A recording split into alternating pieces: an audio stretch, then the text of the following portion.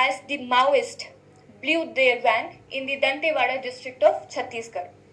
Then we will be looking upon virtual digital assets and what promises they hold for the Indian economy, what are the regulations in place. Then we will be talking about the gig economy and a promising bill that has been promulgated by Rajasthan government. Then we will see how SC has modified its previous order and about the eco-sensitive zones. Then in the last we shall take up the nuclear liability law of India and how it complicates the process of construction of nuclear power plants in India. So let's go ahead. First topic of the day is with Maoism and Naxalism, and this particular topic relates with internal security topic of GS3. Upon covering the whole discussion, we shall be able to answer the following PYQ asked by UPSC in the year 2020. Let's start the discussion. So what happened? The current context is that on Wednesday, about 11 people were attacked. Soldiers and a civilian driver were attacked by the Maoists in the Dantewada district of Chhattisgarh. So who are these Maoists and how are they different from Naxalists?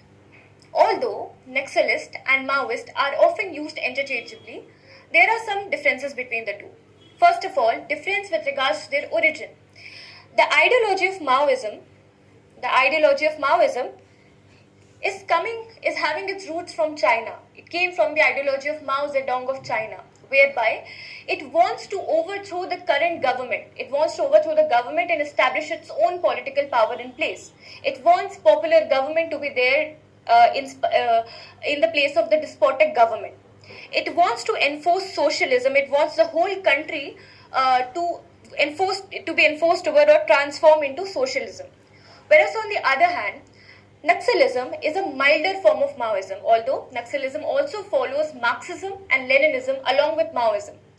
So Naxalism is basically, it started its origin from India, from the Naxalbari district of West Bengal, whereby people agitated against the government because of the marginalization of the poor and the poor people and the rural areas. As a result of this, all of these people agitated.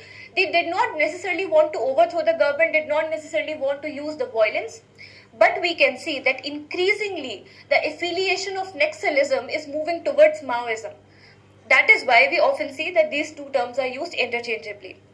To put it in a better way, Maoists think that power flows from the barrels of gun. So they do not stop themselves from using violence in order to pursue their goals. On the other hand, the Naxalists feel that power flows through the hands of people. So the use of violence is not that dominant with respect to Naxalism. Now, let's talk about what are the causes of the spread of Naxalism or Maoism in India. There are multiple causes. One is related to land-related factors. So when the land ceiling laws get implemented in India, we saw a lot of land fragmentation happening. Not only that, the evasion of these land ceiling laws, which is there to provide social security to the landless people, the land ceiling laws are also now seen that they are being evaded by the rich landlords, by the authorities, etc. Not only that, not only the land fragmentation, but we are also seeing a sort of land encroachment by the state authorities. Encroachment in the name of having wetlands, having buildings, transportation lanes in place. So that is why we are seeing a lot of alienation taking place. Another factor is the poor enforcement of the enabler provisions of Constitution. These provisions are Schedule 5 and 6, which gives the right to land to the tribal people of their traditional lands. Now, because of the poor enforcement, these particular lands are also not demarcated to them. Second are governance-related factors. This is mainly around the despotic bureaucratic control of the forests. The bureaucracies have different interpretation. They do not take into consultation of the Gram Sabhas, the consultative committees that are there. Bureaucracy also lacks empathy with respect to the forest people, the poor people, the people of these lands. Also, we can see that there is violation, there's high-handedness by the policemen with regards to the population. So we can see the violation of law when the Rakshak eventually becomes Bhakshak. So these are some of the governance related issues in the place. Then we have some displacement and forced evictions. One is forced eviction, whereby people are removed from their traditional lands. They are made devoid of their traditional land rights. And second is when at the cost of development, at the cost of developing roads, power projects, mining projects, irrigation projects. Government, without adequate compensation, without adequate rehabilitation, is evicting these people, which not only causes their social eviction, but also causes psychological stress upon the displaced people. All of these factors leads to a rise of agitation inside the people, and that is why they resort to the Naxalist ideology. Fourth is livelihood related factors. Many of their traditional income sources were disrupted. Not only that, we saw that there's a lack of food security as well. Lack of food security. Why? Because rampant corruption in the public distribution system, in the food distribution system, the PDS is also seen. That is why their food security, their economic security, their livelihood security is also compromised. Now, what are some of the government initiatives taken in order to deal with this menace? First is a very comprehensive holistic strategy by the Ministry of Home Affairs called the Samadhan Initiative, whereby it will try to harness the technologies, create smarter police forces, increase social cohesion between the governance and the governed people, and also it will focus on choking the finances, which are leading to the emergence of these Naxalists. Secondly, infrastructure developmental initiatives. See, lack of infrastructure, lack of development is the main cause why people feel deprived, why they become agitated. So first of all, we need connectivity infrastructure. For that, government has schemes like Road Requirement Plan 1, Plan 2, also has mobile tower projects. What they do, they enable connectivity from one area to another. They enable the installment of televisions, use of mobile, use of internet to the people affected in the Naxal area, so that they feel more streamlined with the urban population or with the mainstream population. Second is National Policy and Action Plan given by Ministry of Home Affairs in the year 2015. Now this is talking about two efforts. One, institutional efforts whereby we will be creating combat forces to pursue anti-Naxal activities, and secondly we will be doing some developmental efforts as well. For example, setting up educational institutions, having women empowerment, providing them more awareness. So all of these are included in this national policy.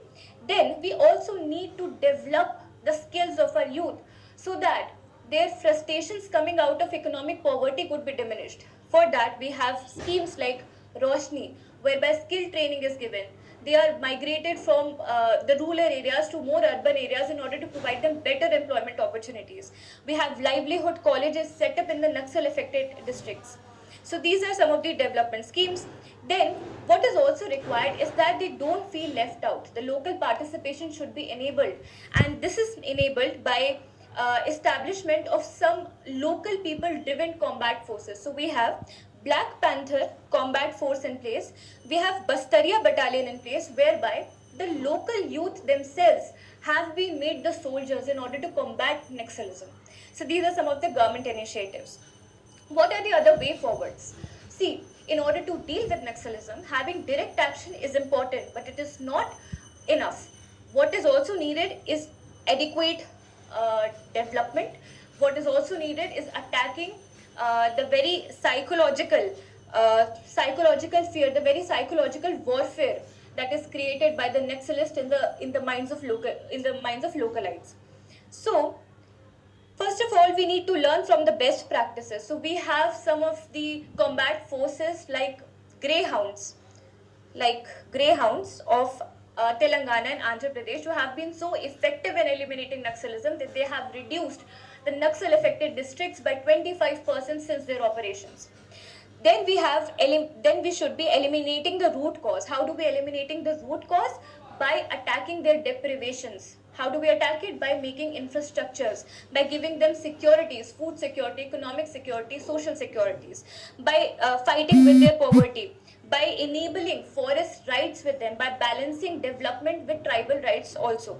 Also, we need to leverage the use of technology so that in unfortunate cases like this incidents, we do not lose the lives of our respected soldiers. So for this, we can use drone, we can use radar imaging, we can use satellite imaging, we can have handheld thermal imaging, we can have GPS tracking, so that the live deployment of soldiers can be avoided to a greater extent. Then we need to choke the very funding channel of these terrorist activities. This could be done by breaking the nexus or breaking the funding channel of mining or forest contractors. These are people with lots of money who eventually also create nexus with bureaucrats and the extremists of the region, who also create nexus with the transporters, and eventually all of them give rise to the Naxalism or Maoism in India. Then, last but not the least, we need to attack the psychological warfare by building the trust, by making the people come, let the people come in our sides. And this we can do by joining the hands with civil society, making them more participative in the governmental initiatives, in the provisions that are being promulgated. They should be consulted. There should be empowerment at all scales. There should be development at all scales. And this is what I wanted to discuss about this particular topic. Let's further up our discussion to the next topic, whereby Supreme Court modifies its order on eco-sensitive zones around protected forest. So this is with regards to environment and ecology of GS3. It is relevant not only for mains but also for prelims. This is the following PYQ which can be answered after taking up the discussion. So let me bring you the context of this very news. The context is that Supreme Court earlier in the previous judgment has said that there should be a mandatory 1 kilometer limit of eco-sensitive zone uniformly spread across all the protected areas. Now this was heavily opposed by the state authorities, which said that we cannot have a one-size-fit-all approach. We cannot say that 1 kilometer is absolutely necessary for some areas which have high